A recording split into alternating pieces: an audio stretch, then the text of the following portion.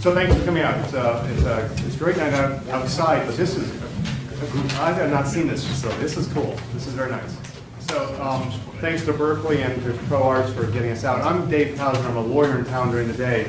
I think more importantly for this event, I have the privilege of working with 5 other guys, Mark, Shirish, Sanjay, and several others in putting on, as volunteers, putting on these programs, and Mike's joined us, in putting on programs of the nature you're going to see tonight that put entrepreneurs, seasoned entrepreneurs in front of either seasoned and or budding entrepreneurs. We've been doing this as a group mostly over at MIT for the last 9 years. Programs initially were quite technical, and now they've become pretty much entrepreneurially oriented. This past year, we started reaching out. We did a program over at Babson and brought somebody from one of the MIT Sloan School out there and ran a very similar program that you're going to see here tonight. And over the course of this next year, if this program works tonight here at Berkeley and with ProArts, works with ProArts, then we're going to try to add ProArts, MIT, and all the ProArts members to a sort of cycle of programs that we'll hope to do through the course of the year. So we'll really look forward to your feedback. I don't know what the mechanism will be, but maybe Ross. And actually, let me take a moment to introduce Ross Bressler. I assume many of you know him. Good evening. My name is Ross Bressler, and I'm the director of the ProArts Consortium. ProArts, if you don't know, is made up of 6 local arts colleges here in Boston. We are Berkeley College of Music, the Boston Architectural College, the Boston Conservatory, Emerson College, Massachusetts College of Art and Design, and School of the Museum of Fine Arts, Boston. And we try to promote as much collaboration among all of those schools as we can through various mechanisms. We've got a robust online presence through our website, ProArts Connect. We have and encourage students to take classes across all 6 of those schools. And we are thrilled to be part of this event tonight and hope this is just the beginning of a different kind of collaborative process for us going forward. So thank you for coming. Thanks, and I've introduced Trish Fleming, but you all met her at the door. She gave you your name tags and cards. One reason I think, or at least I hope we've been successful, is this is mostly an informal content transfer program. All of our programs are intended to get the information from them to you, your questions back, and even better, an exchange between panelists and with the audience. We try to stay out of the way. It's largely a no-pitch event. We ask them not to pitch. We don't pitch. So I will say, if you want to read more about the organizers, it's at the bottom of your program. Very small type. We put a little about who we were, very little. We put much more about the panelists on the programs, because you need to know what they do to understand their comments. But the one bit of pitching I'll do won't be for me, and Ross has done, I won't call that pitching, that's informational. I think I'm obligated to say something about the MIT Enterprise Forum, and I'll do that. Not that reluctantly, but it's a large organization that's been around for 50 years. I'm a volunteer. I don't work there. Again, I work at some place downtown. None of us work there. We're just volunteers. But the MIT Enterprise Forum is a volunteer organization, largely volunteer-driven organization with 4 professional staff. Works in connection with MIT and runs entrepreneurial programs, has for 30 years. There are a ton of them. And then MIT Enterprise Forum, not MIT, but MIT Enterprise Forum would encourage you all not only to attend events here that we put on, and not only ProArts events, but to attend events at MIT Enterprise Forum, which can range from large 300-person auditorium events to very small, intimate events, which are intended to be one-on-one training for entrepreneurs. Probably enough said on that. At this point, I'm going to turn it over to Mark Thurman, who I got to mention, because I'm sure he won't say it for himself, is he's a Berkeley graduate from, I think it was 1960, right? No, 1982. You can't pick the people you work with in volunteer organizations. And I think he might have tried to play piano back then. He's actually an expert pianist. He's a great pianist now. I had the opportunity to run into him through music as well. So Mark, take it away. Thank you, David. Welcome to the evening. Again, I'm Mark Thurman. I'm very grateful to Ross Bressler and the Pro Arts folks, and our friend Mirek Vana from Berklee College of Music. Yes, I was a piano performance major at Berklee, 1979. And then have spent the last 28 years recovering from that experience and have actually gone into early stage companies. I'm currently the director of ventures and partnerships at a gigantic phone company called Vodafone, where I work with very, very early stage companies from an investment standpoint, and also a very large company called Verizon. I'm also very pleased to be working with a new Berklee spin-out, and that's one of the inspirations, I think, for our discussion tonight. So there's for the Berklee folks, I don't know how many folks are from Berklee here? All right, so if any of you guys remember the Rhythm of the Universe, Row 2 with Levere and some of those guys, so we've actually turned that into a freestanding company that is just starting to emerge. So I've been working with them to try and do that. And that's actually part of the inspiration for, I think, what we're going to talk about tonight. We found that there was a business there, and that's the focus of our panel tonight. So I'm going to introduce the panelists. They're going to introduce themselves. They're going to spend about 10 minutes talking about who they are, what they've done, and sort of what the spark was that turned a creative project into a business. My role is to not interfere, but to play traffic cop. You'll notice a wonderful display that our friends from Erba, Sanjay, and Jeanette have put together. You can tweet in if you're so inclined, tweet comments or questions. The hashtag is @TechEntrepreneur. We couldn't find a shorter one, sorry. So, and that's what you're going to see up there. And if I spot a question up there, I'll insert it. Feel free to interrupt us. We want to get you guys involved. And with that, I've got a very, very cool panel, and I'm going to introduce them. I think Nadeem is already tweeting in. Mark, one thing is, if you guys can hold your, and we'll pipe in, and Sanjay, Right. we'll all pipe in, but if you hold your questions till after we get to the panels, because Right. otherwise it ends up being very lopsided for everyone. Okay, so yeah, the four guys are going to go through their thing, and then we'll start talking. By the way, there are programs for the guys that just walked in. I have a few of them smattered around. If you want a program and you don't have one, just let one of us know. But there's a few sort of on the chairs around. So, Nadeem. You want to take a poll from the... Oh yeah, that's right. So this is about entrepreneurship. So how many people are involved in a startup today? Okay, a fair amount. How many? You kind of said that like... on the transition. Okay. How many people would like to be involved or have a project in their head that they're trying to make the determination? Excellent. Okay. Just for our panel, that's kind of helpful. And these guys have all gone through this. So I think without further ado, Nadeem, you're first. All right. Who are you? Great. I'm Nadeem. I'm Nadeem Mazen. My tweet was just, I'm speaking while tweeting, a very 2012 thing to do. It's like texting and driving. Yeah, oh, really? Awesome. I am the co-founder of Danger Awesome, a laser cutting and engraving storefront in Central Square, and CEO of Nimblebot, a creative design and development firm that does all kinds of fun stuff, and we'll get to what kinds of fun stuff in a moment. Laser cutting, for those of you who don't know, is one of these rapid fabrication technologies that akin to 3D printing in many ways, that allows you to make the things that you're imagining, to use your digital toolkit that you might use to design in Illustrator or draw something up and actually see it tangibly, to cut into wood or plastic, to engrave into wood, plastic, paper, metal, glass, that type of thing.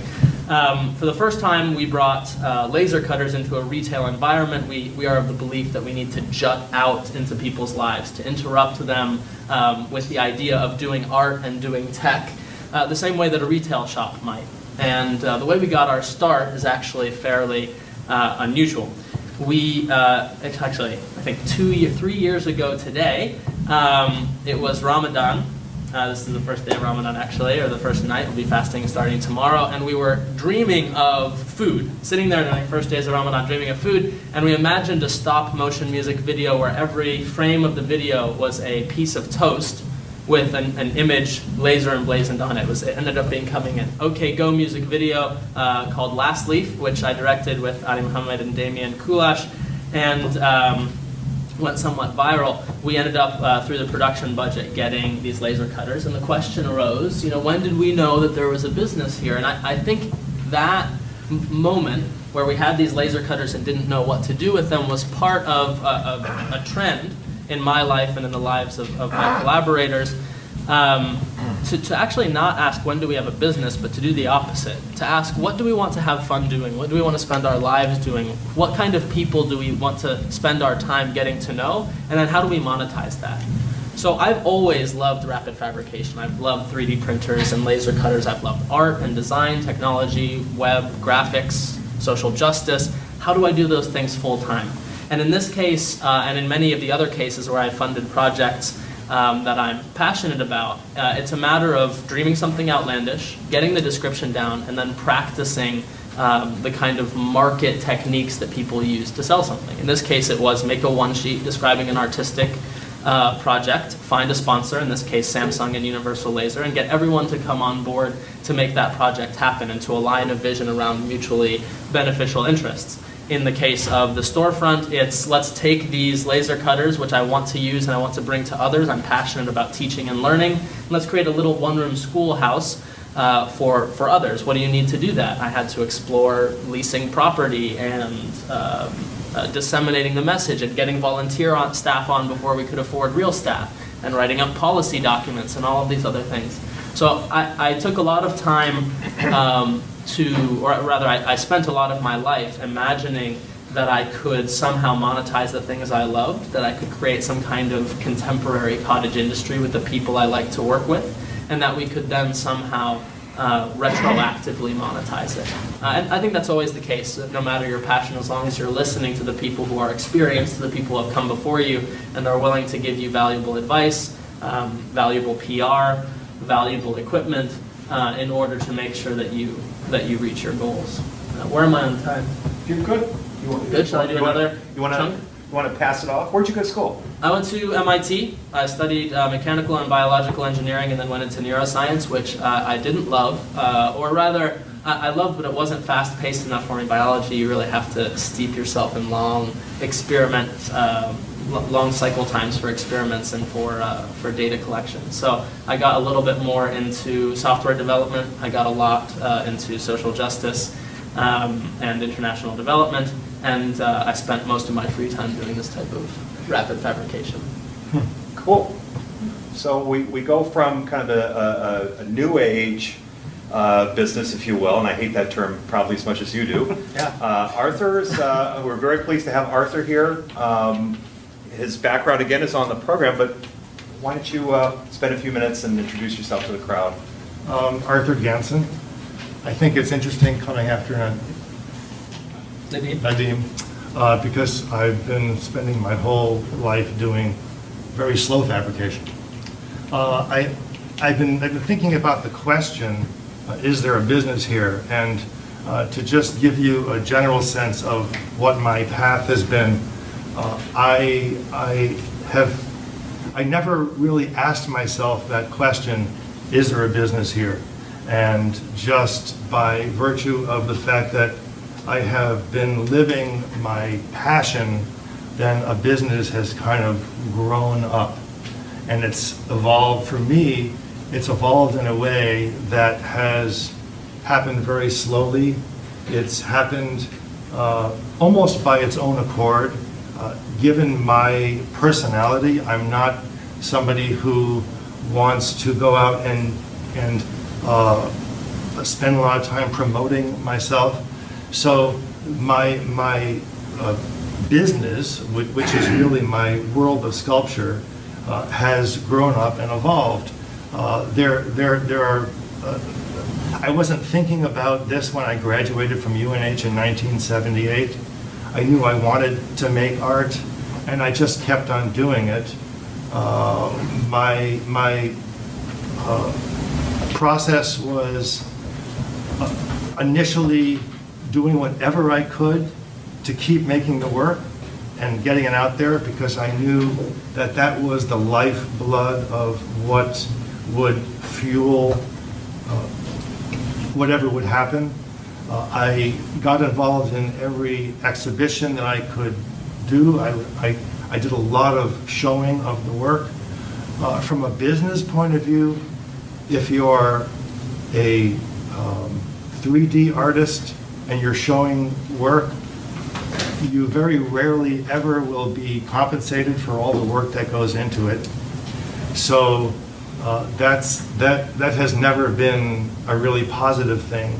But over time, I've been making my connections, and I have been able to sell sculpture mostly to science museums and to private collectors.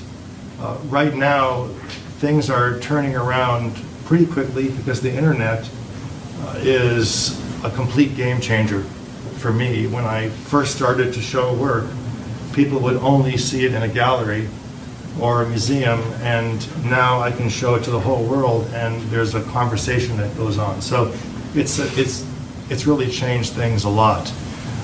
Over the years, there have been many opportunities that I've had where I could have created a very different kind of business environment for myself. I've met many people over the years who have wanted to, say, take particular sculptures and mass produce them, and it's something that I've thought about. I've done it on a very small scale, making additions, but in terms of creating a much larger business out of it, I haven't done that yet. Actually, I'm still thinking about it. I always have thoughts for particular pieces that I can take in that direction. And the only reason why I haven't is because there's something in my nature that I derive so much joy in working in a very simple, quiet way. And I think there's something about the pace of it being somewhat slow, actually, that works for me personally. I can tell you more stuff about the different process. I also did at one point help to start a toy company. I invented a toy called Tubers and Zots many years ago, and that got out there in the world, and that was its own journey. But my primary pathway has been sculpture. Great. How many remember Tubers and Zots? That was him. All right, so we'll go to Randall, just so I'm not going in order. I want to, be random. I sat in the wrong place. I was trying to cover for you, buddy. So Randall, who are you? What do you do? And So I'm Randall Levere. I'm the owner founder of Erba Cycles. We make bamboo bikes here in Boston by hand, fashioned together with hemp and/or flax fiber. It's a natural bring out fiber. your bike, by the way. This is not shilling. I think it's borderline Banana. chilling. So I'm probably fitting in somewhere in between Nadeem and Arthur as far as immediacy versus patience. I kind of have a little bit of both in me. One thing that's been thematic throughout my life is that bikes have been a part of it. It's something hardwired into who I am. I don't really know why, other than maybe a few bike trips with my dad when I was younger. But it was something that was kind of echoing in the back of my mind for probably a good 15 years. And then I started getting serious about bikes 7 or 8 years ago. And at the same time, I was running a small web development company. And I was waking up in the morning excited to get to work and challenging that part of my brain, but it wasn't as fulfilling. And I kept waking up thinking about when was I going to finish my work so I could go ride bikes, or looking up something else and wondering if I could somehow get into the bike business because something just kept telling me that I needed to follow that. So I had heard about someone experimenting with bamboo as a structural material, and if you've been to Asia, you might have seen they make scaffolding from it that goes 60 stories high. There's a few particular species that are really, really strong, and so I started playing around with a few prototypes over the period of a year. It was mostly a hobby and a workshop while I was continuing my other business. And it wasn't until a trip over to, it was kind of an epiphany moment, much like Nadeem, where I just had a real honest conversation with myself and said, what do you really want? And what do you want to wake up doing every day? And what's going to bring you joy and happiness and passion? And the answer was pretty simple for me. So I just had to come back, and I kind of did the poker move where you just go all in. Financially, I cut out some clients so I could have a lot more free time. and slowly whittled them down, and then slowly ramped up the bike business. And you know, I won't. It's not a Mark Zuckerberg story. Much like anything else, there's a lot of roadkill. Yeah. That's the optimist view, of course. Yeah. And actually, I don't know that I wanted to ever grow outside of being able to create and have a tangible involvement in what's going on in the day-to-day. So maybe I tend more towards Arthur in that respect, as far as really enjoying the arts and crafts part of it, where it's a tangible joy that comes when I start putting the finishing coat on a bike and it starts to really shine. So I think if I had to answer the question, you know, is there a business here? I think for me it was more there's a passion here, and if I'm passionate enough, if I'm good enough at it, then the money will follow. And if I live a frugal existence for the time being until that happens, then so be it. And you know, as I mentioned Zuckerberg, I want anyone who's thinking about the entrepreneurship lifestyle to be prepared, because I think a lot of, you know, what we read about is the massive success, and what they don't tell you about is that, you know, I know where the cheapest loaf of bread is within a 1 mile radius, and I also know the cheapest gallon of milk, and that's because I've been living a pretty lean existence to make these things happen. And so it's not always easy. It can be really, really difficult, but the highs can be extraordinarily high. So for me, a high was Tommy Hilfiger called about 6 months into opening my doors, and they said, we want 2 bikes and we want them to be featured in a showroom that's going to travel around the world. And so when I hand delivered them to him, he came running over and he insisted that his portrait be taken in front of them. And so for me, that was one of those surreal moments where, you know, 8 months earlier I was sitting in my shop, you know, not eating ramen, but something, you know, my 18th peanut butter jelly sandwich that week. And so that's the roller coaster ride. I mean, it depends on how prepared you are for that kind of trip. Cool. Last but not least. Well, I'm Al Reed. I run Demiurge Studios, which is a video game company over in Central Square. And these guys are a lot smarter than me, so I had to write down what I was going to say. And they did not. I'm envious. But anyway, we've been in business for about 10 years, and we have 35 people. So we might be the sort of My wife until it was probably 3 years ago used to call Demiurge my company with air quotes every time, and about 3 years ago she dropped the air quotes, which I was very appreciative of. I'm not supposed to give a plug, but my one plug will be that we are hiring. So if you're interested in the job in the video game industry, most of what I have to say is actually echoing things that have already been said in terms of whether you have a business here. I think I don't read business books. I used to very much poo-poo them, but then I started reading them because they're sort of inspirational when you're down and about. And Built to Last, which is one of Jim Collins's books, has this phrase, luck favors the persistent. And at least for Demiurge, that is actually very, very much our story. I don't know that there's like a lucky break here. It's that we were, for the most part, I think, around and there. Like, you were making bikes when Tommy Hilfiger called up. And that's very much Demiurge's story. And so the trick for us was to remain lean and cheap. Our startup out of Carnegie Mellon. And our first project was a friend of me and my 2 college buddies had convinced some angel investor to give them money to make video games. They were making bad video games, but they were willing to pay us to make their bad video games, and gave us office space in the process. And I was trying to remember, I think we were paid $2,000 a month for the 3 of us.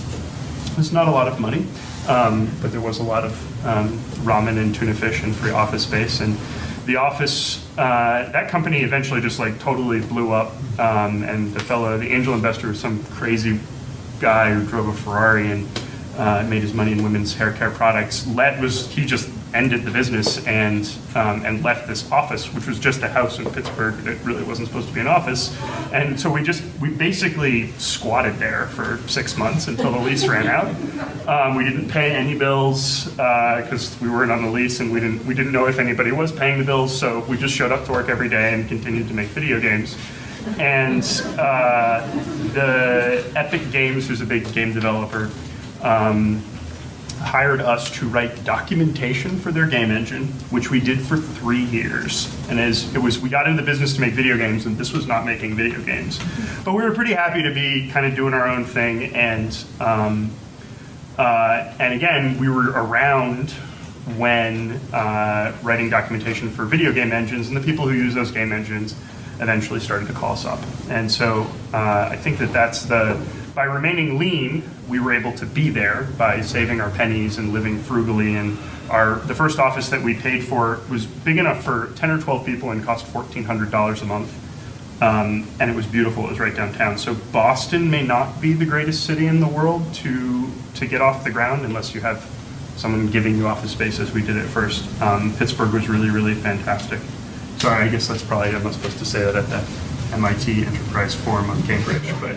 Next speaker. So anyway, yeah. So so that's page 1. I'm going to turn this over now. I'm sorry. So a couple of stupid sidetracks. So we started this business right out of school, and I actually think that was a big mistake. We would have been way better off if we had all gotten jobs in the game industry for a year or two and learned how other people actually do it. Because we were just making it up as we went along, and we made tons of stupid mistakes.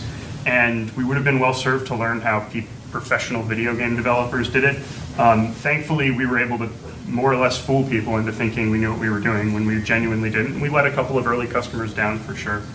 That made a big difference for us.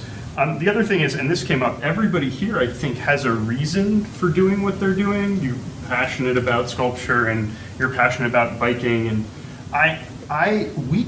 we just happened into this. Like, a buddy of ours was like, come make video games in our living room. And that was, I think as a result, we woke up like 3 years ago, it's like 7 years into this thing, and we're like, what the hell are we doing? Why are we doing this? We were just bouncing from one gig to the next, which is great. We're making video games, we're working with our friends, it was fun and all. But at the end of the day, it was actually just a job for all of us. And I genuinely wish that we had gotten into it from the very beginning with some sort of better objective, better reason for being there. And those things had organically kind of evolved.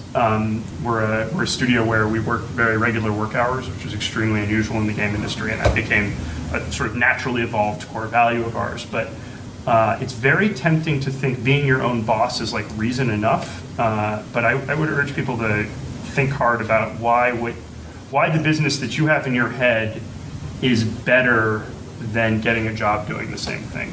Because I think that's a tough question to answer, and is an important one that we didn't answer right away, and we have now for ourselves. So the only other thing is to answer the question directly, is there a business here? I think it's really important to get people to pay for the thing that you're asking, is there a business here for? It's really, really tempting, I'm sure in art in particular, to make a thing and get somebody to hang it up on their wall or to put it as a piece of public art somewhere or whatever, and think like, all right, I'm doing good. But at the end of the day, if you can't get someone to pay for your work, it's not actually a business. And the corollary to that is this is a lean. There's a book called The Lean Startup, which I'm sure many of you have read. Is to kind of come up with the cheapest way possible, again, stay lean, to find out if you can get somebody to give you money for that.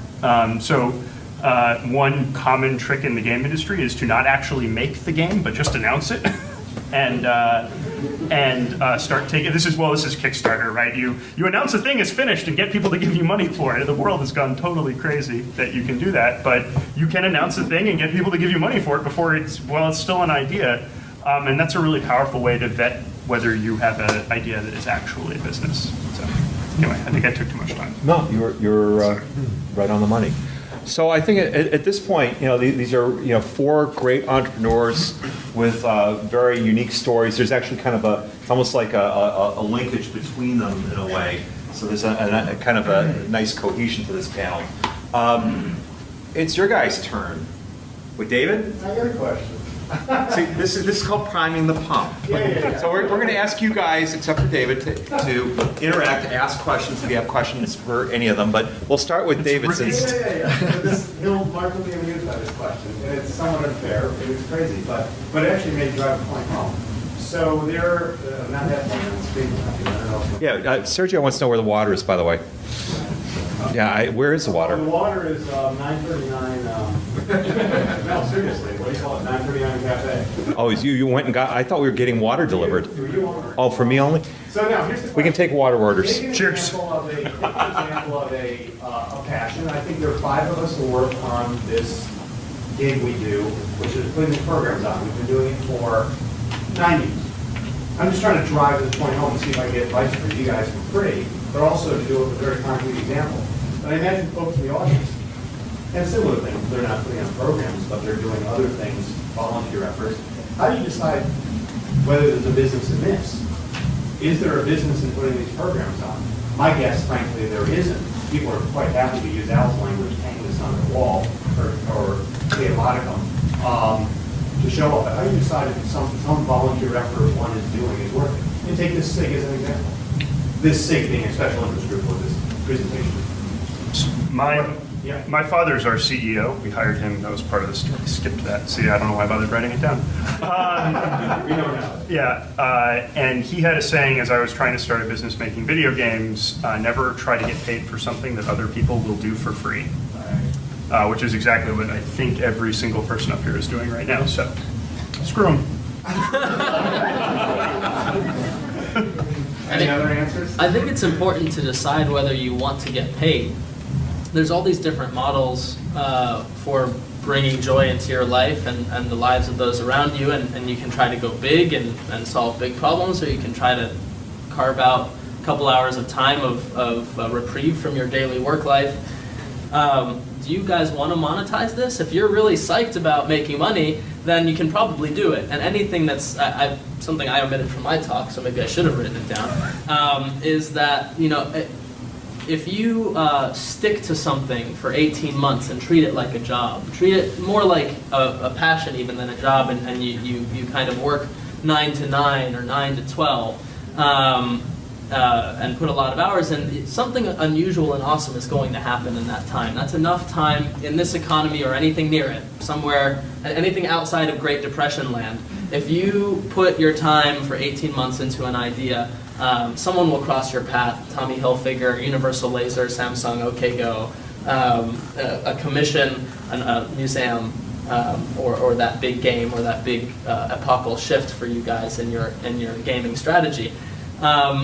And you kind of just stick to it. So, given that you've been at this for 9 years, maybe it's 18 years for you rather than 18 months. 12 but given that you've been doing this for so long, informally, if you formalized this and one or all of you did it every day, and this was the thing, I'm quite sure that you could monetize this. I can't think of a whole lot of things that can't be monetized eventually. So I'm going to pick on you because you said you wanted to start a business, right? Me? Yeah, was it you? Who were we kind of raising hands? I'm trying to get crowd interaction, so I didn't mean to wake you up. But I've studied this technique, and this is. Yeah, but well, it's a performance major you just learned. But who has a question? Who wants to kind of kick it off right there? It kind of sounds like all 4 of you just started doing what you have a passion for. It evolved into a business rather than coming up with an idea and kind of quantitatively determining whether there's a future. Did anybody make a business plan? I made business plans in undergraduate, and I submitted to these business plan competitions, and they were always like, we don't really get your idea. Like, my idea is to change things and be big, like those guys who are making billions of dollars. And I was like, I realized after a while that winning the lottery, by winning a business plan competition or by making it big wasn't really my aim. I think it's correct to start doing what you're passionate about and explore that way. Sorry, I cut off your question, though. Oh, that was your. I think for me it was more being hit over the head with a hammer. I was at an intersection on one of my prototype bikes, and somebody pulled over rolled down the window and started asking me questions about it. And then I picked up lunch on the same ride. 3 people stopped. One person asked if they could take a picture of it. And it was just like, I just couldn't think of any other product where people would accost you in the street asking you, wanting to know more. You know, if it was a hat or sneakers, people will look at it. But to make that bridge to be accosted, for me, it was all right, I have to do something with this because people are looking at it and they want to touch it, they want to lift it. So for me, it was a little bit more obvious, and I'd have to be stupid not to follow it. So I guess the question would be, is there another way, sort of a quantitative shortcut, rather than spending 18 months committing 12, 14, 16 hours a day to determine, is there a business here?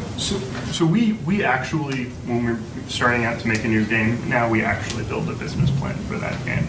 So, I think there's I'm sure there's a course in school somewhere for how to do that. I didn't take it.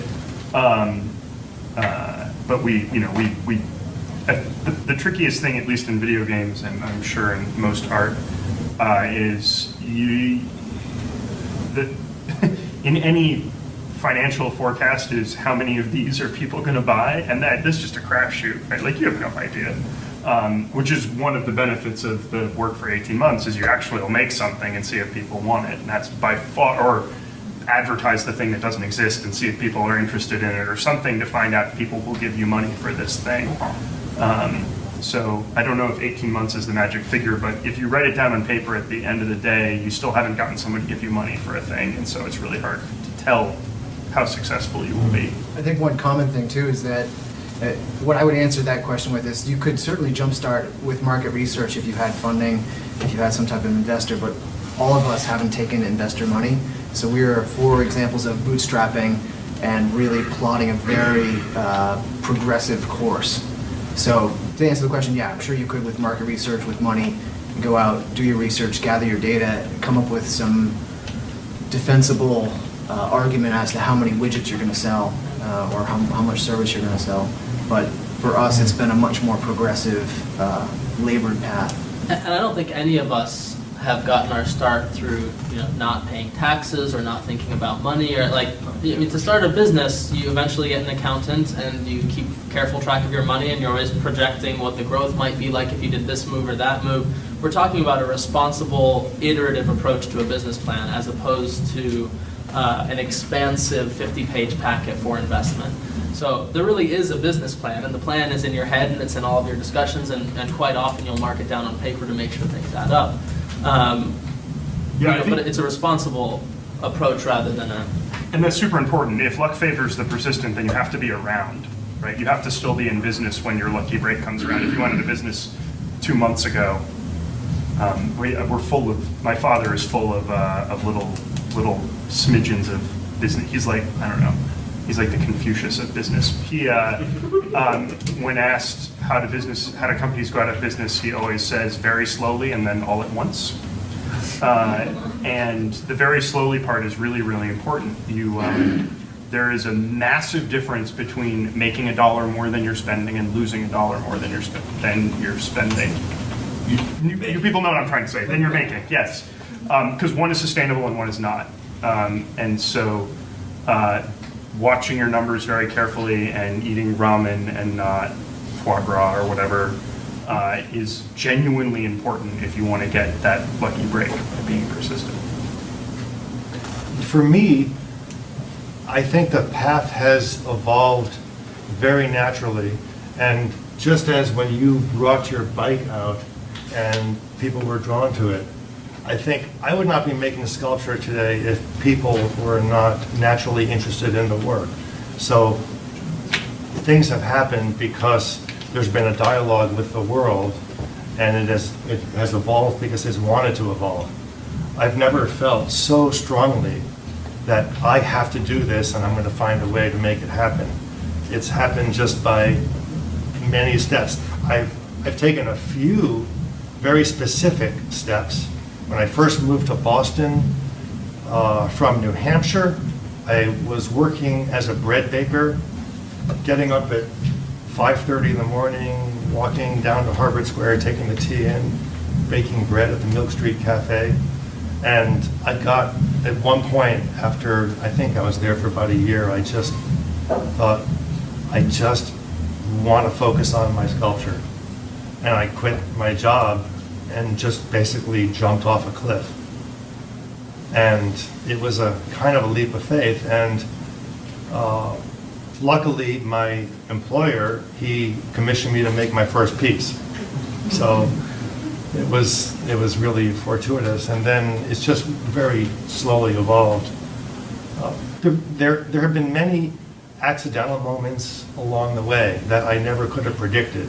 So this particular pathway and where I am right now, I never could have imagined it. And maybe that's kind of an important thing, I think, that sometimes the most important things that will ever happen to you, you can never, ever plan for or try to make them happen. They just happen because of the complexity of the world. And there could be incredible opportunities that just suddenly arise. For me, having stuff out on the web, all the time I'm having communications and things are being generated that I would never imagine. At the moment, the Japanese television station NHK, they licensed quite a few of my videos to show little snippets in the morning and in the evening. And just like 2 minutes in the morning and 2 minutes in the evening. And it's just a wonderful thing. And I get communication from people in Japan. I've sold some pieces, and that just came out of the ether. Sir, Michael. I got a question. So at what point, this is for any of the panelists, at what point did this moment happen where you said, this is a business that is going to be sustainable? Because you're making decisions every single day, and at one point you're making a decision to do something, you realize, now I can be profitable, now I can sustain this, now it's a real business as opposed to just something you're trying to get, you're just trying to get going. Has any of you had that moment, and if so, what was that decision you made to reach that point? 2 months ago I had that. 2 months ago. I'm having mine 6 months from now. Yeah. I think most of us are sort of lifestyle type companies, so we're all always on the brink. Right? Yes. I feel like an ultralight plane that's, Yeah. very flexible on the wing. Also, as soon as you let your guard down, that's when you get whacked in the head. So you might as well feel like you're always about to go out of business. And So the paranoia is always there, is what you're saying. Just because you're paranoid doesn't mean they're not out to get you. That's another thing for my father. to be honest, I bet you that each of us has had either a period or maybe even a long period of time where we feel more comfortable. And it's true that one ought to stay hungry, but I think you do hit a point where you're like, wow, people really do email me every day asking, if we can make a website or if we can etch a bamboo bicycle or something like that. So there's this point at which you were really engaging with your community in a very satisfying way, both to what you wanted to be as a business and to what you need financially. And again, it's clear because you're iteratively assessing your model and you're making sure that you're making more than you're spending. So there is that point. I guess for me, in a couple of the businesses I've had, I think Danger Awesome is starting to hit that point this summer. It's been open 1 year, and when we're like, okay, it's kind of happening. Moving past break even, and for Nimblebot, I think it probably happened about 6 months ago where we got one of our first big education gigs, and we wanted to be in education and we wanted to make money being in education, educational software. So I know the gentleman in the back had a question. I don't want to cut off anyone from here, but I have a question. As you're bootstrapping your company and eating ramen and peanut butter and jelly and whatever, I'm curious how you, if there's any kind of formula or system you use to calculate how you share the risk and potential upside with other people in your organization. Since you guys are all there, if someone were to come in a lower, in a more junior capacity, let's say, and you're bootstrapping, so you've got limited means, what way do you have people join as potential shareholders, or I'd be just curious if you had some particular system that you used or philosophy that guided you. I do, but I've just been talking. Well, I guess we're the ones with employees. So I don't have employees, so. you go first. Okay, I have some employees, and it's nice to share equity with employees when there's enough money coming in to actually have profit. But when you're talking about principles of an organization and sharing in that way, I like to begin an organization or a venture as close to 50-50 as possible, irrespective of the person's talents, as long as you really, I've often started businesses with friends, as long as you really trust the person. I trust the person, I know they're good, there might be a slight differential for, okay, I'll be the CEO, you'll be something else, and so we'll knock it a little off of 50-50 so there can be a decision maker. But sometimes, as with Danger Awesome, it's 50-50 co-decision makers, and I really, in some forms of negotiation, there's this like matrix you can make of defensiveness and assertiveness and stuff, and it goes win-win, win-lose, avoid yield. And everyone's supposed to go straight for win-win. You're supposed to find this great opportunity with any discussion where everyone gets everything they wanted. But sometimes the discussion is just about percentage, and there's not necessarily a win-win unless it's 50-50. And I often find that yielding is a great solution. I'm a huge advocate of yielding. It's like come into a negotiation, make your ideas known, and then do whatever the other person wants. I love that. It's been great. And I never hear about anyone doing it. What about if the person doesn't want to do what you want to do? That's exactly the point. You learn so much by doing what the other person wants to do, especially if it's a failure, as long as you agree to assess it later. I look forward to negotiating with you. Can we partner up? That'd be great. The only advice so it's a hard problem. Figure it out early. Don't wait. Do it just right from the beginning. There's no reason not to. Demiurge it was an inordinate amount of money in the early $10,000 in our second year on expensive lawyers to set up the corporate structure and create our stock option plan. And that was money well spent, and we probably should have spent it 9 months earlier. So figure it out early, write it down at very least, and do the corporate stuff right, because $10,000 is not, that was too much to spend. It was expensive compared to how inexpensively you can do it these days. So, and we give stock options to every one of our employees. So I think Lou has another. Patents and copyrights. When do you apply for these? Right now, let me explain my point of view. I'm at this point where the seed is planted, there's water, the seed's beginning to germinate. I can afford enough money to buy enough material to make X number of product. I want to send this product out to a few toy stores locally. What's to prevent someone from taking that idea before I can afford a patent and making that bigger, better with their big money and all that stuff? How's that? Anyone? How did you guys handle that? 2 reasons up. Well,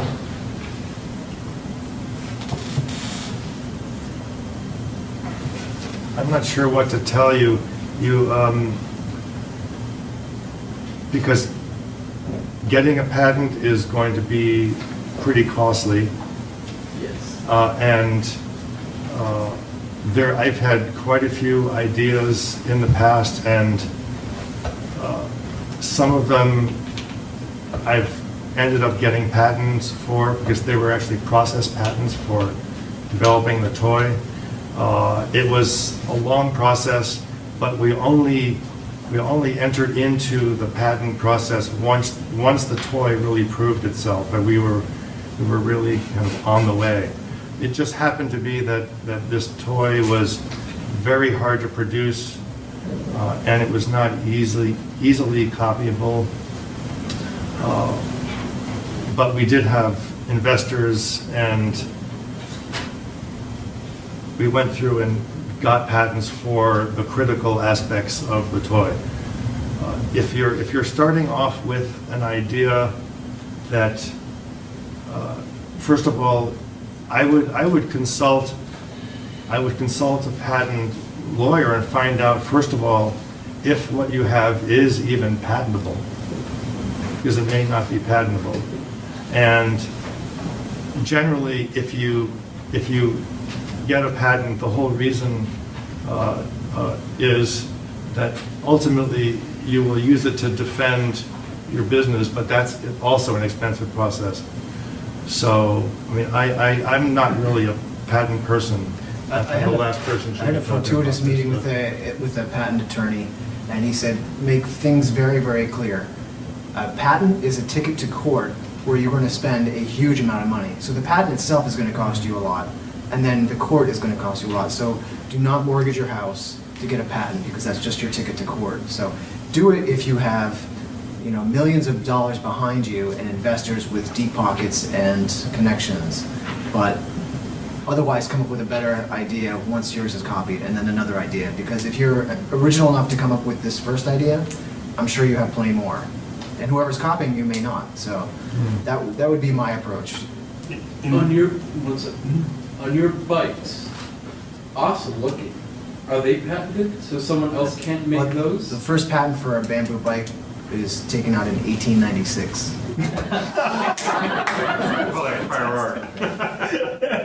It's free game. I can have a process patent for a lot of the tricks that I use to make my particular bike, but process patents are very easy to get around. Process patent is a patent on your process of making? The way you make it. Correct, correct. What I'm going to suggest, Lou, is we have a patent lawyer in the house. I know he's going to really take me to task. David, raise your hand. Maybe afterwards. But I got to say, the advice you've been getting has been great. I think the advice you got from all of them is great. Consult a lawyer. It's very expensive. There can be great reasons for it, other than funds. There'd be great reasons, for example, investors, or if you're a large business, you can afford it. But all those answers were perfect. Stick with them.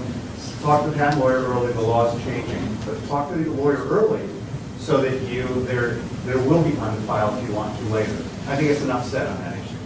Okay. Sanjay. There are various businesses where patents actually would make sense. Drug discovery, pharma companies make sense. In software, more and more, it's moving so fast that unless you have very seminal ideas, it's not working. And so in our company, we actually do everything by trade secrets. We have filed patents, we've been granted patents, but in retrospect, is that worth it? So now it's all about trade secrets. So also one other thing, when you file for a patent, you do need to disclose what you're doing. That already, takes a lot of smart people very little to go from that stage to going around it. So in a way, especially in the software business, in a very fast-moving businesses, patents actually are coming for the software. Just the one thing, make your thing and sell your thing. Yeah. If you do it well, you'll win, and I wouldn't worry about the patent. Stay out of court. Yeah. Now, Ross, I'm going to ask you a question. I know you're not part of this particular curriculum at Berkeley, but Berkeley students currently get sort of music business courses in mostly what, copyright and royalty? Well, you don't have to put that in air quotes. Okay. Music business is actually the largest major at Berkeley College of Music, or second largest, I believe. Second largest, is that right? After performance, Berkeley students in here. And so there's quite a robust program of study of music business here at Berkeley. And it's the full suite of, I'm an art historian, so I can only speak anecdotally about the music business curriculum here at Berkeley. But it is a wide, rich range from copyright, publishing, production, management, industry management, and it's only growing. And I think that from what I hear from my students, it's very sort of fertile moment in the history of the music industry right now, where our students today feel that they can change the music industry, that is their shared end goal. And that's the energy that you feel inside the classroom that I think is shared by their faculty and by their department. And so it is a very different landscape today than it was even 5 years ago. It's not unique to the music industry. And so I think that our students, and are there music business students? No? Yeah, No? right here, Ross, up front too. Oh, am I misrepresenting that? No, I mean, it's a really good program. Maybe that's because I'm a music business major. I don't know, I may be biased. But there's a specific class called Legal Aspects in the Music Business Industry. So it specifically talks about like copyrights and patents, and not necessarily like the right time, the right place, and more situational things, but it mostly goes over like contracts and like the more definition type class than it would be like an experimental class. However, you can take a class on contract negotiation, but it's more like geared towards the musician, like how to either sign musicians or appreciate what the musician wants, or musicians not to get screwed over, than it is to like... That would ever happen, right? Yeah, but that's for the legal. Okay, cool. Sir? Kind of a general question. Can you relate or give a little more experience on kind of the dichotomy between persistence and then knowing when to adjust or pivot? Any real world experience that you've had, when that time is it a gut feel, is it there's some facts apparent, or is it just kind of the time will tell? You should take this because you're changing your business right now, right?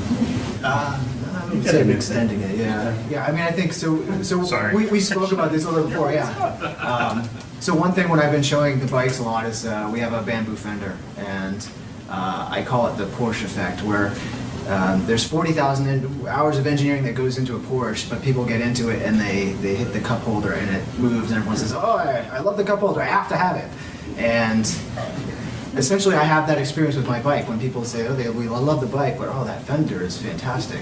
So we've actually pivoted a little bit, and we're going to be offering bamboo fenders and bamboo-related accessories and other eco-related products in just listening to what people are saying as they're going through the process. And I think that goes back to what Arthur's saying, is about getting out there in the world and listening to the world talk about you or your product and just kind of getting some face time. And I would actually add an addendum, which is a point I probably should have made earlier, which is being really, really honest with yourself about your shortcomings as an entrepreneur, because mine is not as a salesperson or a hustler. I'm comfortable tweaking the product, I'm comfortable engineering, I'm comfortable riding them, but I'm not a great salesman, and so I shut down production for about a month and a half, and I forced myself to get out and hustle. Because that's a lot of the time, if you're like Arthur, who is a master at his craft, I would aspire to be like that. You are not a self-promoter generally. You're more comfortable in the confines and the solitude of making your craft, or if it's jewelry or music. You're probably not a natural hustler. And I think I saw someone speak not that long ago, and he just said, get out there, sell your products, and don't be ashamed of it, or don't be bashful about it.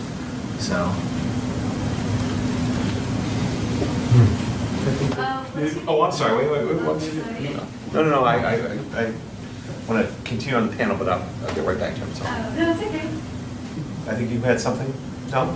Yes? I was just going to say that it sounds like that's a really healthy thing for you to do, to push yourself into the uncomfortable place. And also realizing where your shortcomings might be. Maybe you're a better salesperson than a craftsperson, and so maybe you need help from that. And maybe that goes back to Nadeem's point about trying to partner up with somebody, because there's a complementary effect that you get from that. And so I don't happen to have a salesperson at Erba Cycles, so I've got to wear both hats. And if I have to be truly honest and like really sit down and say where's my weakness, and I would think any entrepreneur is going to find where their strengths are and where their weaknesses are, and really focus on it like you're practicing an instrument, really. Well, I just have two questions. Like being an aspiring entrepreneur, but also being a woman, what challenges would might have to face in terms of like negotiating maybe with males that are probably significantly bigger than I am, that might take advantage of maybe trying to get more money out of me or maybe taking over my idea?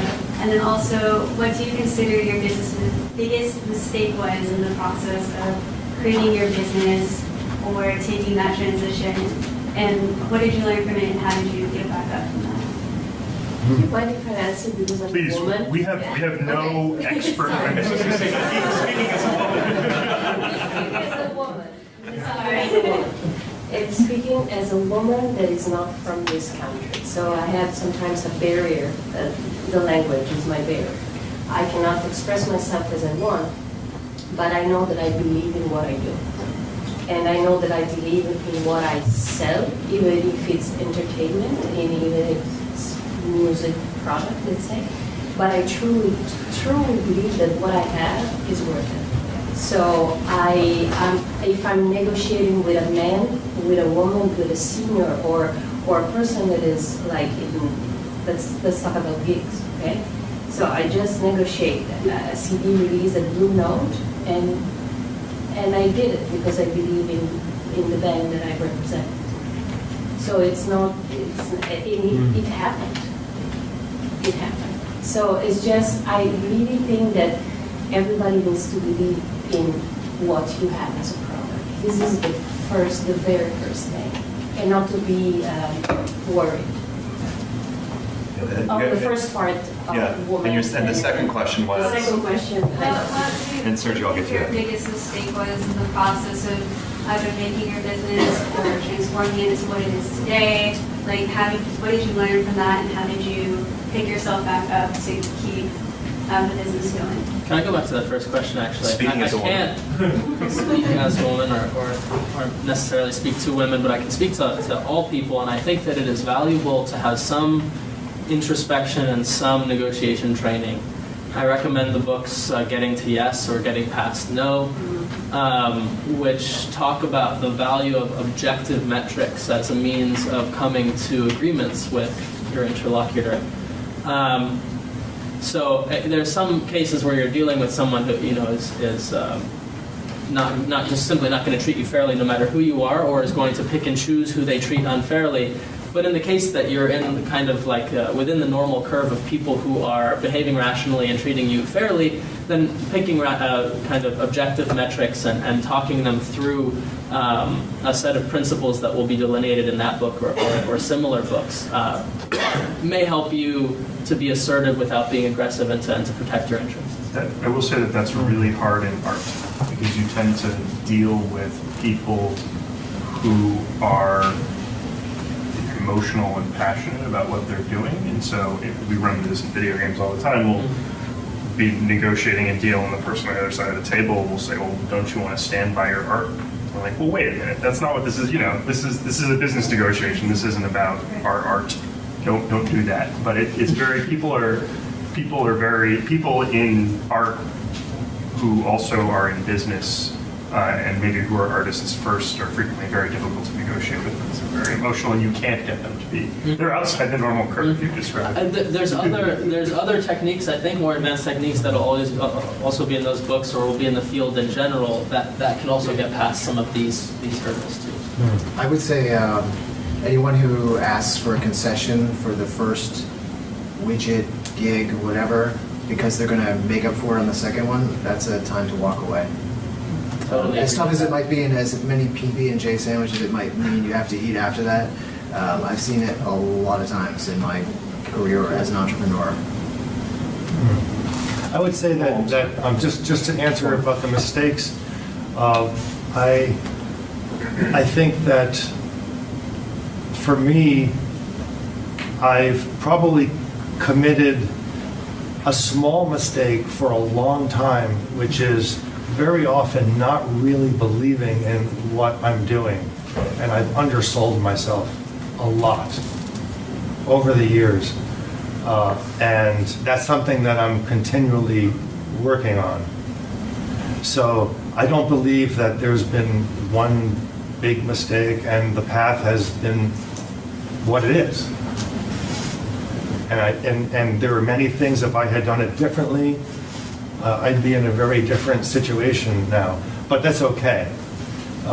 But I would say that there's for ever since I've started, and it's because of my personality, because I'm so focused on the work, and that just means so much.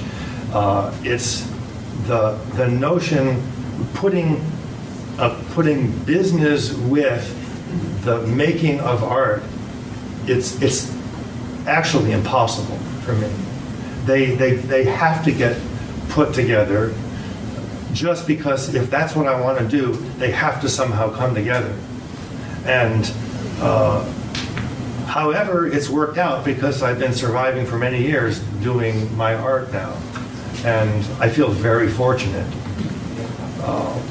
But they're very different worlds, and it's very helpful sometimes to have somebody else negotiating for me. Okay, I think in the back you had a question. Question for you guys. Did you ever feel that having the economic pressure, such as signing a lease, when you start a business, signing a lease or spending money in advertisement or taking a loan, how much of that pressure positively gave you an extra boost of energy in succeeding? There is no going back. In other words, you have this great idea at home, but you're not risking anything. Now you put it on the table. Now you're out. You sign the lease. You're opening business, however you open it, and now there's no going back. How much of that was a good positive pressure factor for you guys? It's very important for me, having that. I would say that was very focusing for me to have that there, because it's in my nature to want to just keep working on something and not finish it. Having that, I've never missed a rent payment, and it's always served as a good focusing element. I had a question for the panel about kind of how you manage as a business owner. How do you think for the future, plan R&D, while also kind of managing the day-to-day of costs, revenue streams, key customers, customer relationships? I mean, do you guys have tools for managing that? Help, support structure? Just keep it all in your head? You just asked, how do you do business? Well, how do you guys do it? Google Docs. Yeah, to-do lists. To-do lists are awesome. There's a lot of collaborative docs floating around. QuickBooks, yes, no? I use Google Docs for accounting as well. Okay. I don't know. I don't think anyone else does that, but Google Spreadsheets. I mean, just a bunch of cells. My accountant likes it. He looks at it and he says, "This is totally correct." That is amazing.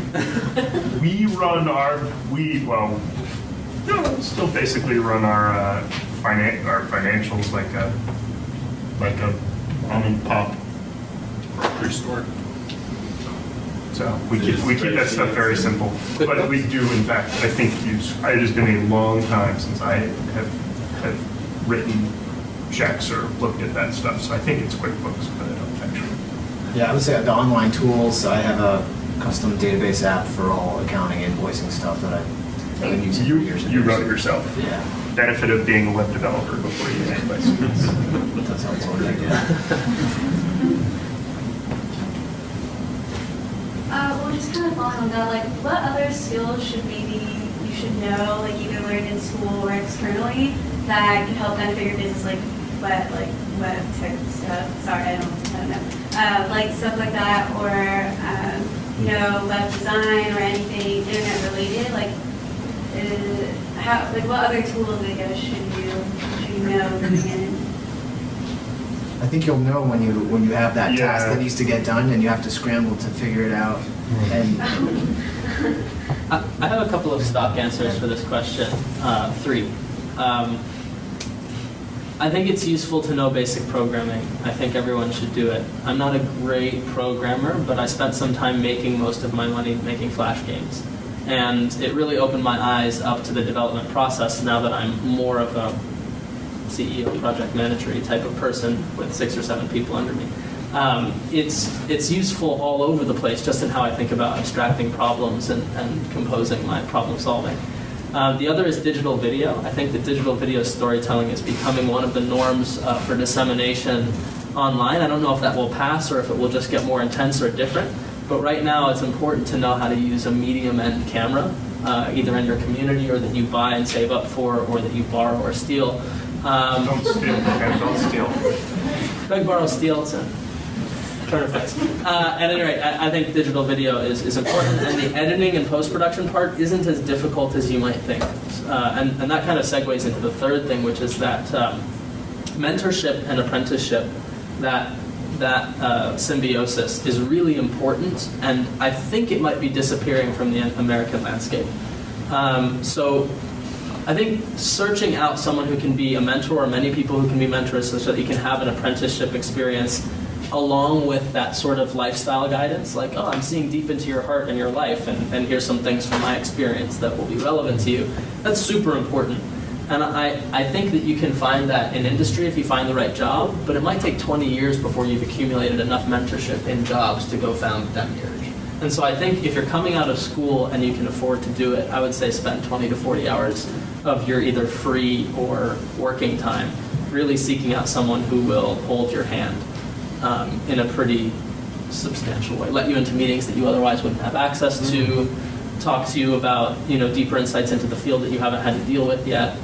It's probably easier. Is internships or like a completely separate thing of an internship? Because at Berkeley they like put you into your field related internship that you want to do. So in a way, you get experience like your passion and whatnot.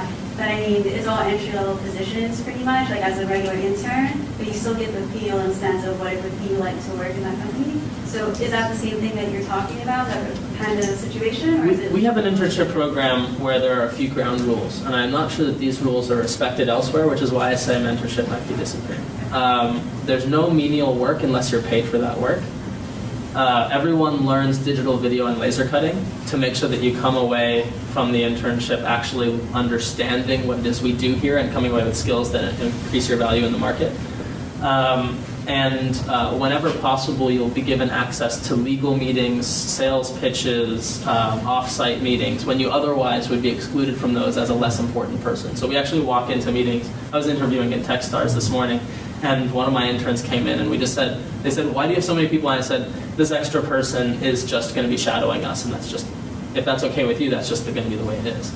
I don't know how to propagate that elsewhere, but I'm sure you can find other experiences like that. I've actually been fortunate to have a pretty good mentor who's a little bit older, more experienced. He's now involved in private equity, so he's exposed to a lot of different companies. I met him through other networking channels, and I think with LinkedIn, it's probably more likely that you'll find somebody like that to say, look, I know you're 20 years beyond me, but I really love to take you for coffee or something, and strike up a conversation and just, people do like to share. Once they've put in the hard work of 20, 25 years, you'll see that they'll want to share and kind of offload a little bit of that experience so that you don't have to go through the same hardships. Kind of along the same lines, I don't want to stop the interaction, but those of us who've started companies, some of us have put in boards of directors. So I want to ask the panel, do you guys have advisory boards? Do you have boards of directors? Because that's another way, I think, to facilitate, kind of what you're talking about. Boards. Before going into that, if I may add, what you want to do is, if you're trying to be an entrepreneur, you want to go to a meeting like this and meet other entrepreneurs. And network around. Work around. There are a lot of entrepreneurs who have gone through a lot of work and legwork. You will see they are not stars, but they have a lot of knowledge. And a lot of entrepreneurs, they are very willing to help you, willing to talk to you. When I was starting, I talked to probably dozens of people, got a lot of different ideas and a lot of different information. And in the meantime, you probably can find mentors and a couple of mentors. You don't want to go a whole lot also. But the thing is that you might hear a lot of conflicting ideas and a lot of conflicting stories and a lot of conflicting paths. So something that you have to first believe in your passion, what you want to do, you have to have a vision. So the question is that you're going there, but how to get there? So you might get many different paths, and you have to sort of filter out stuff that how to get there. So you have to go through these events, meet a lot of people, that's the only way you can, see people who are getting and doing things and hitting the hard work. So you have to, then you'll get a lot of inspiration. And even, in our group, I talk to a lot of young entrepreneurs and people and talk about, okay, whether that idea is viable. Ask hard questions. Why do you want to do that? First of all, right? Is there anybody who's interested in it? So boards, just to... Yeah, so we actually just set up, which is crazy. So a board, as a result of a bunch of legal stuff recently, kind of out of fashion these days, unless you're pet investors, a student. But we set up an advisory board. They're compensated with some stock. I think that we did this like 6 or 9 months ago, and I wish we'd done it 6 or 9 years ago. We found a couple of individuals. One who's a sort of serial entrepreneur who's retired at 40, basically, which was pretty nice. And the former chief operating officer of Harmonix, which is another video game company, who were had become friends of ours and said, hey, would you want to formalize this relationship a little bit? And they have no obligation basically whatsoever to do anything for us. But they will write back. I send them a monthly status report, sort of monthly, basically when I have a free hour. And they write back with just massively valuable feedback because they're excited to help us. Just because we share information about the inside parts of the business that they might not otherwise have. And as somebody was just saying, they have all this experience and they're excited to share it with other people. So I wish we had set up an advisory board from the very beginning, and you should do it early. You can offer a really good check. For me, it's a checks and balances. Yeah.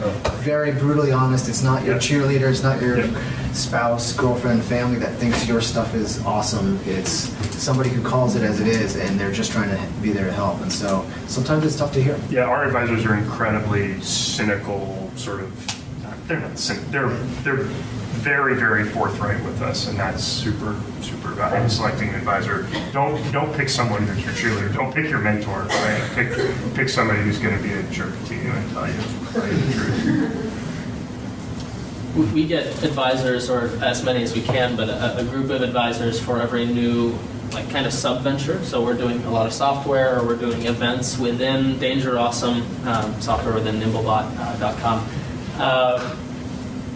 It's really easy to find people who are amazing at what they do. They come out of Google searches and that kind of thing, and a lot of them are in Boston. So, you can find them, and to the extent that your project excites them or that they have free time, you can engage them in regular conversation. And each new idea that you have, however many that you have, you can get a little group that keeps you on it. The Berkeley alumni guy that was sitting there that just bailed, he's a great resource because his job is to help alumni make connections. That's how I got connected to Rhythm of the Universe guys through the alumni office because I'm an alumni and I've been doing business stuff for a long time. And I met a bunch of dudes that had an interesting musical vision and wanted to turn it into a business. So I didn't know them beforehand. They're a little bit younger than I am.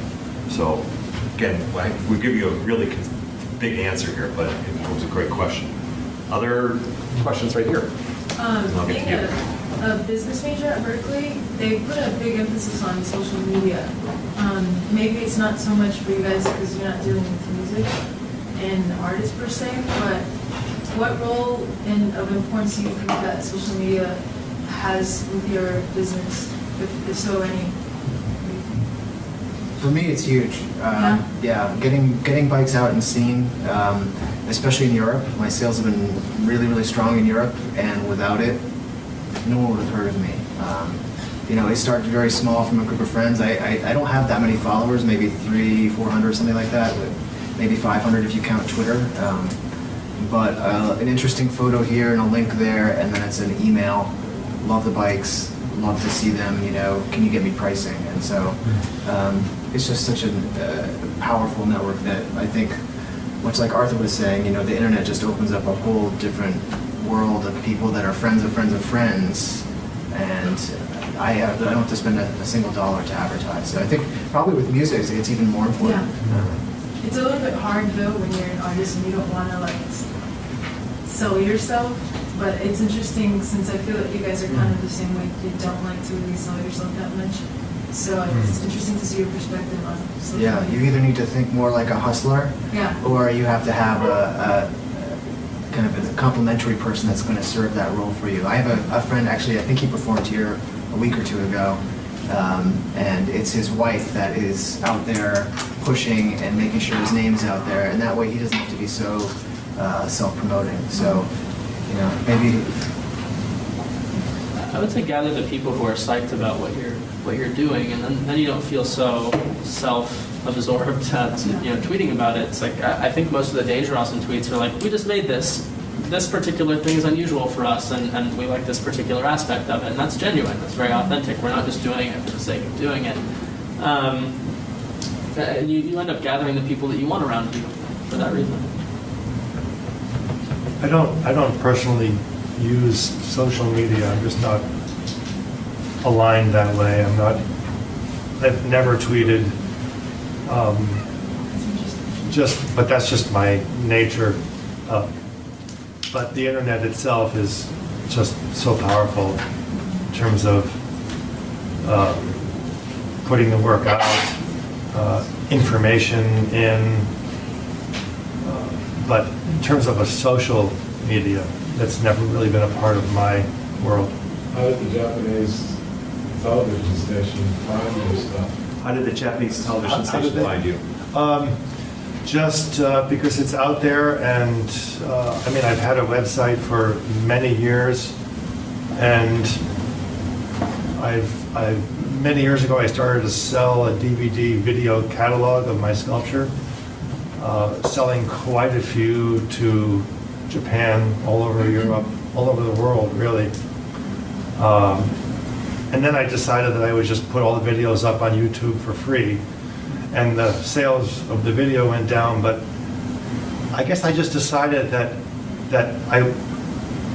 it would probably be more helpful in the long run to have the videos of the work accessible for free to the whole world than to just sell a relatively small amount and try to get some money from each one, because then it's kind of not a very figured out calculation, but just an intuition that it's going to be much better for me as an artist to be out there in the world, to just have the information there. So I know, I don't know exactly how they found out about me, if it was from some video that was there in Japan, or just that it's on the web, or but at this point there are so many cross connections that people find out about the work in so many different ways. We're not working with social media. Social media is working for Yeah, you. I was going to say, for somebody who says they don't use social media, you just gave an outstanding explanation of how to use it to be successful. But I'm not, okay, I'm not. You're exactly right. So okay, you do well by making your work available for some segment of your work available to everybody. And exactly. Other people will talk about it and tell their friends, and sooner or later you're on TV. Right. Before we get to you. Okay, so that's how it works. Wait, underselling yourself. Hey, she had a question. She's next.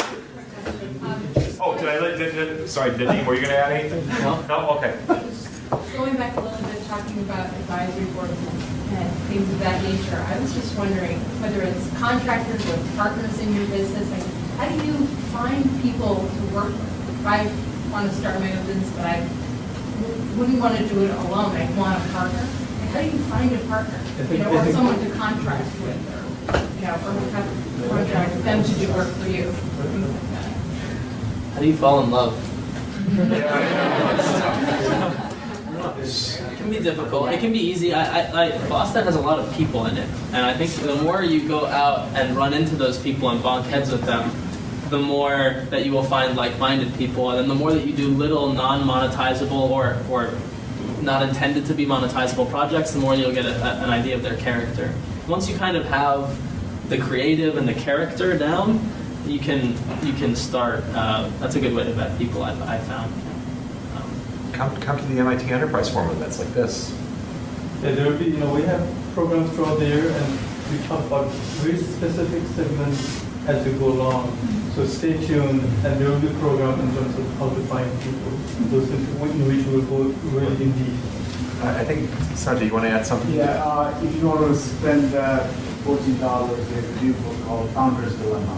It's a whole chapter on how do you compensate, well, the initial folks are the employees, friends, partners, consultants. Do you give them equity? Do you give them options? There are many varieties, and it goes by many people's stories. So I found that book very interesting. Founder's Dilemma. You guys want to add anything to that? Actually, if you're passionate about something and you really want to do something, and if you talk to people in events like this, you will find like-minded people. I did find people who were willing to work for free. So, at the beginning, for FT and those, and I did do work for FT also. So you will find a lot of people if you're passionate and if you have something really interesting to work. Yeah, network. Get out there and network. Come to all sorts of events and, stick your hand out and introduce yourself, and, you'll meet folks. But Sanjay, you want to add something? Yeah, one other trick. Someone said, if you go to an event and don't speak, you did not go to that event. So my first customer for my current company, I asked, I don't even know what the question was, at an MIT event, a small school, and they saw it and said, hey, I like the question, but that led to the first customer. And the first customer, the entrepreneurs will tell you, is the most important. My first customer, to go back to the social media thing, I don't tweet very often, but when I do, fun things happen, apparently. My first tweet was, I'm messing around with the Twitter API to see if we can do something cool with data collection. And we ended up doing a project for MTV off of that first tweet. Someone was like, hey, I want to connect you to someone else. And it's like, talk about what you're passionate about, try to bonk into as many people as possible, and sometimes they'll bonk into you first. So we had a question I know in the back, gentlemen. Just a comment, nice to see Arthur working out from underneath underselling himself. Say it again a little louder so he can hear you. It was nice to see Arthur working out from underneath that don't undersell yourself. Behind you, David. The woman right there. Sorry. So we heard how you start a business, passion, follow passion, follow built on my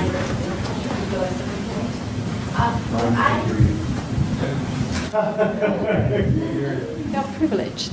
And so my question is, as business grow, as all we hope for, and say, I would like to use the Erba cycles as example. So you build a beautiful bike, and it's your passion, and it grows so big. You get orders every day, and or you have being ignorant about bikes, so you have specialized contact you. Hey, you want to sell your business to us?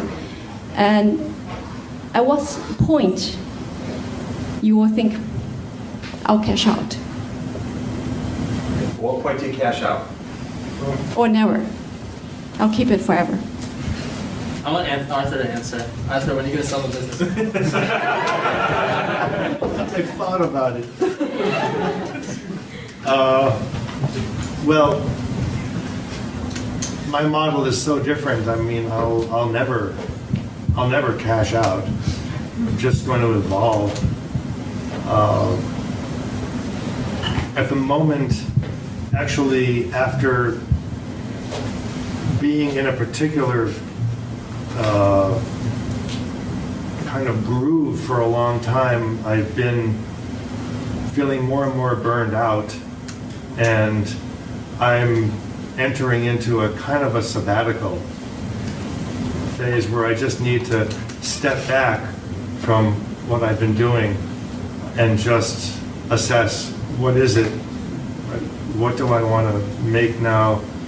It's really, it's a danger to be putting out, and then having the more things happen, and the more it seems like momentum wants to keep those things happening, but that has not kept true to what's been going on inside. So for me, I need to consciously step back and just reassess where I am. And I'm about to do that. So it's not really cashing out, but it's definitely taking a break. And maybe that applies to others up here, just the need to step back and just reassess. I would say for me, it's probably a bigger philosophical question. Is it still fun? Do I still wake up in the morning thinking about doing it? Do I move on to other related products? Do I, how strong is my passion for it, and how much is this my baby, and how much am I willing to let it go? Those are big philosophical things that I guess you'd have to have that conversation with yourself. I'm nowhere near it, so. So first of all, I think it's really important. That should not be the answer to that question doesn't affect your behavior. I think that's really, really important. The right way to have a successful exit, in my I have no experience with this, but from what I've heard, is to run a successful business. Like, do that. Don't do anything else.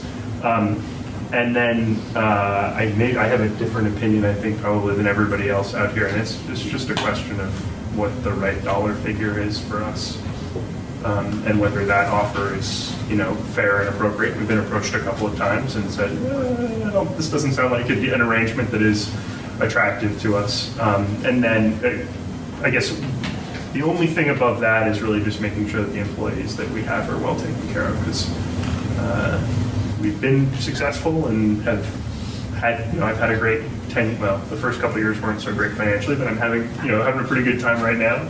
And I don't feel like I need a whole lot more, so it's really important that we take care of the people that work at Demiurge first and foremost. And pleasantly, because they all have stock options, they would be well taken care of in the event of an exit.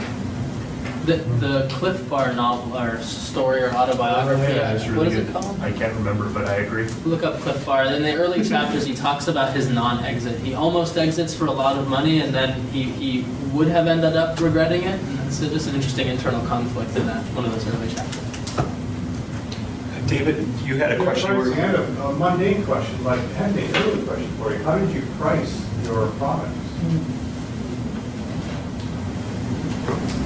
How do you price? The game industry is full of totally screwed up pricing, right? Like everything is free and then it's not, but people pay tens of thousands of dollars to own a piece of a sword, so I can't. I'm not kidding. It doesn't make any sense. So the beauty of the fun thing that's happening in the game industry right now is that it seems that you can price your game pretty close to what people are what each individual is willing to pay for the thing in the crazy virtual good world. So there's certain people who wouldn't spend any money because they don't have any money, and they can play your game and not spend anything, and then they're fabulously wealthy people who in the game industry are affectionately referred to as whales, who will spend thousands of dollars on your game. And the end result of that is what people are willing to pay is exactly what they do pay, which works out great for us developers. How about an Arthur, though, who's got, Bamboo Lights will probably have a similar situation, but there are other Bamboo Lights out there. Arthur? Yeah, there are a few. It comes down to material costs, labor costs, marketing costs, all the basic P&L kind of stats that you stack up in a spreadsheet, and the price is what it has to be for me to make this a successful venture. So, are you comfortable talking about profit margin? Like, what is the right profit margin? I just make it up. What is your profit margin then, if you just make it up? 50% if possible on consulting, but it's not possible. I mean, it's closer to a third. Yeah, I think it fluctuates. I mean, it depends on a number of factors. When I was consulting, that was kind of the rough number that we shot for. The bike industry generally likes a 40 to 48% margin. That's about what they look at. Well, for me, it's just it's always evolving, and it's really just based on intuition. It's based on the particular piece. Sometimes I've I've put prices on pieces that were more than I would imagine and have gotten it, and it's been very exciting. I'm sure many times I've sold pieces for much less than maybe what I could have gotten, and that's just the case. Making one-ofs, I mean, it's a very different situation. If I'm making one piece, or if I'm making a small addition and I'm still making every part for the addition, even though I'm duplicating my actions, then I can certainly make more money at that particular piece with a limited edition. So it's really hard to answer because everyone is its own world. I did say earlier, I think that there's a particular piece that I've been thinking about, and I've had this thought for a long time about that there's somehow the preciousness of a sculpture and having a high price on it really bothers me, because really my feeling is that I would just rather give it away, or just I couldn't survive, obviously, but in spirit. So there have been a few ideas. I've had people wanting to mass produce the pieces, and on my own there are some pieces I'm thinking about in some either limited or unlimited way, mass producing them now with all of the amazing tools that are available. So I could be making pieces, thinking about it like selling a toaster, and in that case coming up with a really wonderful piece and pricing it very inexpensively, like maybe $100 or $200, and that would be its own venture. So that's a possibility. But mass production is one thing, and one-ofs, it's a completely, who knows? So I've got 3 questions. I think, Sanjay, do you still want to ask a question? And then the gentleman in front of you is next. What? A comment? Okay. And, the classical pricing answer is there are 3 ways to do it. The best way you can get it sounds like probably doing more of that, is value-based pricing. How does the customer value it? So you price it to their value. That's the best way. The medium way is competition-based pricing. So the industry prices this way would do something like that. The one that people should be doing, but it happens all the time, right? People that the word that this way is cost plus. And no one does that. So do what authors do. Try to. So we have many times, so in art as a service, which I imagine comes up for, you get commissioned to go make a piece of artwork, which is very similar to Demiurge's business. We work for hire game developers. The thing to remember is that the person who's hiring you or is interested in hiring you obviously can't get you and your business from somebody else. They want to work with you. And I think as a result, a lot of people don't recognize that and they underprice themselves. Demiurge has been one of the most expensive game developers you could hire for a very long time now, and it's just, we tell people what our rates are, and they're mad at us because they fell in love with working with this team, and we told them they were very expensive, and told them what our rates were. I can't recall a deal that we lost on price that I was disappointed that we didn't get. If they're haggling over a small amount of what is maybe a small amount of money to them and a lot of money to you, we might really not want to work with them anyway. This gentleman, and we're going to try and do like 2-3 more questions because it's 8:40. I know the clock that I'm looking at in the back of the room is about 4 minutes past. And then, a couple questions, and then we'll encourage some networking at the end. So, sir. So I just kind of want to take you back to the beginning. How did you handle that sort of develop where your biggest sort of cost in the business, well, one of the very important costs was surviving, living. I need to pay rent and eat.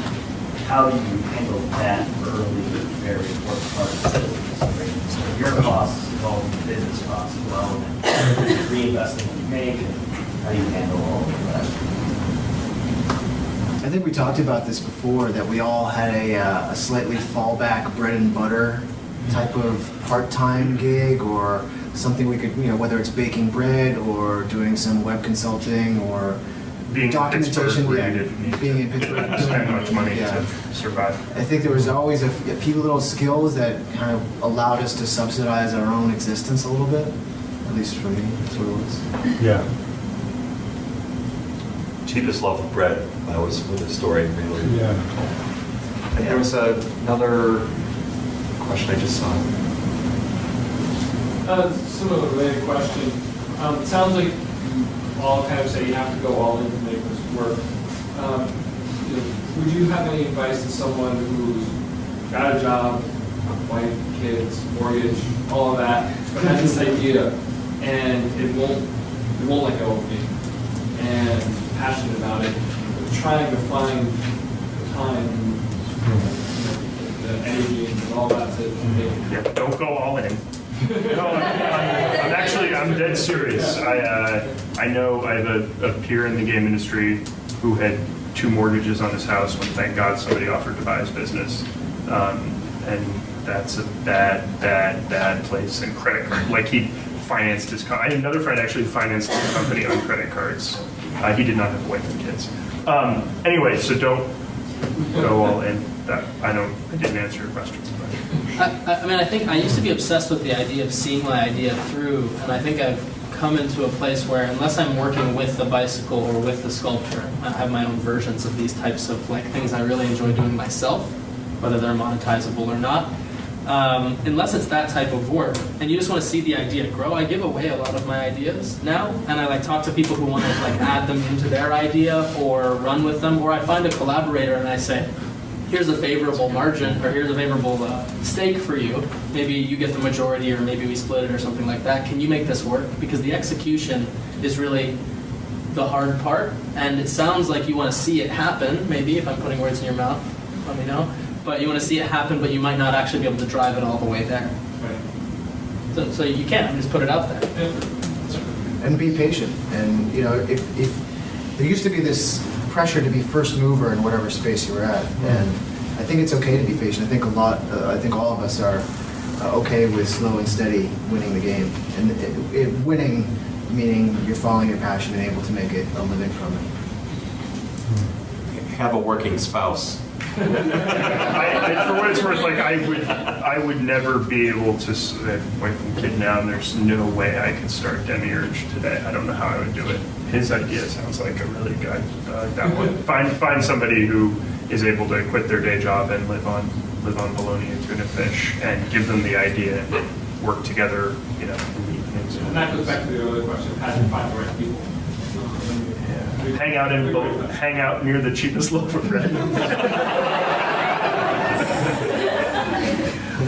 So I know this gentleman here with the beard. Oh yeah, sorry. No problem. And it occurred to me earlier to say that when someone had asked about when do you pivot, that we recently pivoted from kind of selling vaporware, which is like selling the concept of something that looks good on paper.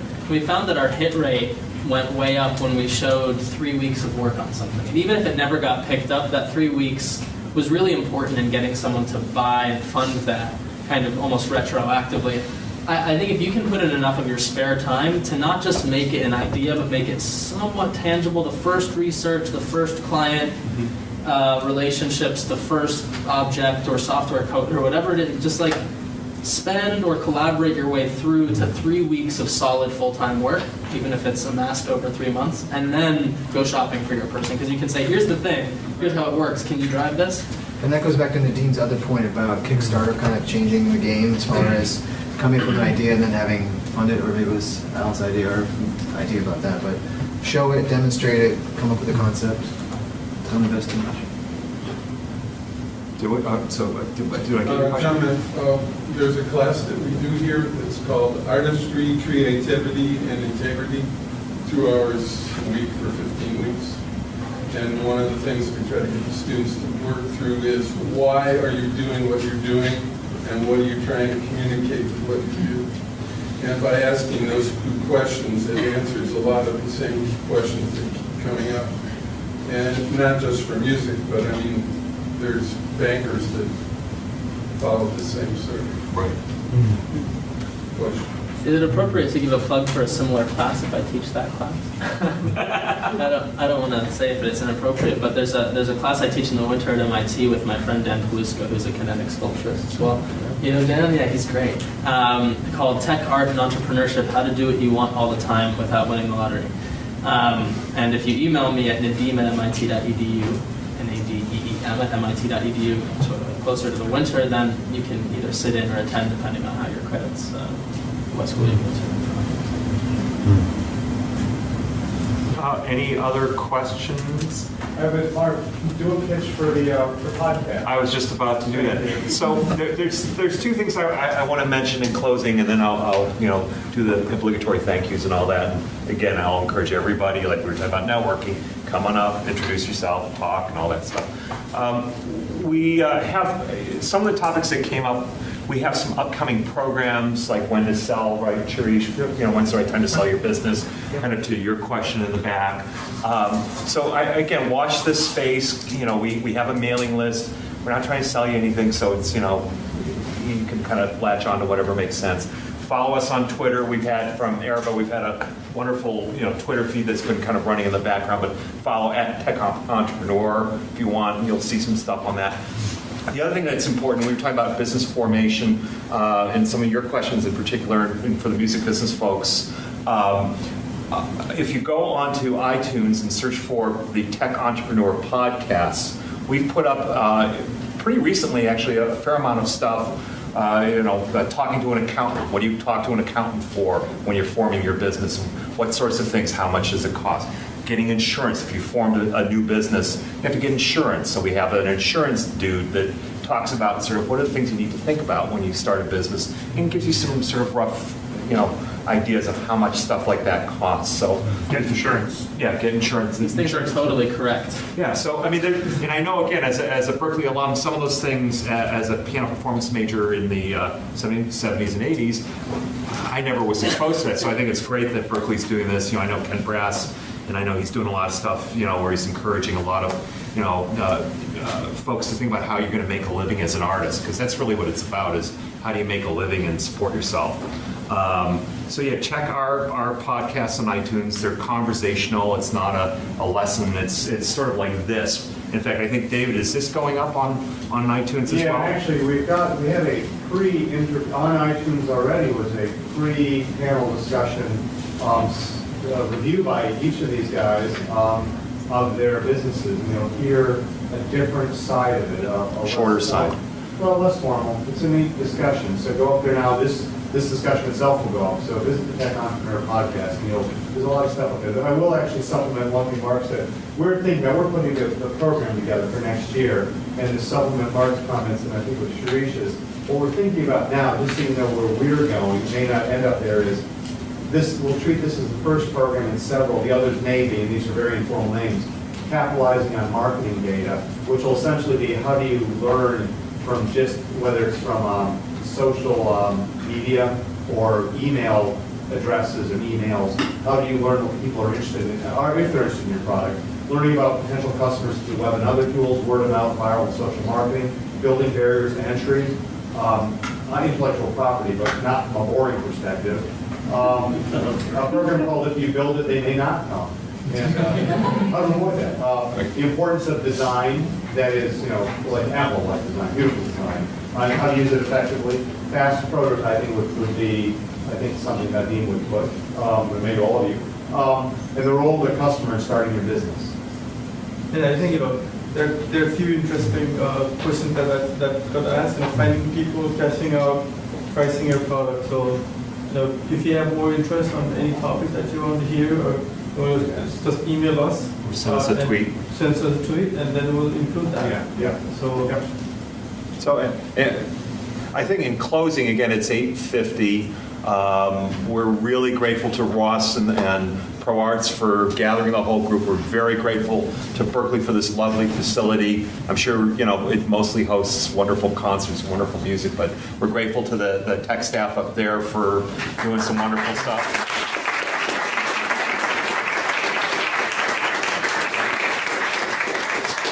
So, with that, again, thank you very much for coming, and thank you to our great panelists.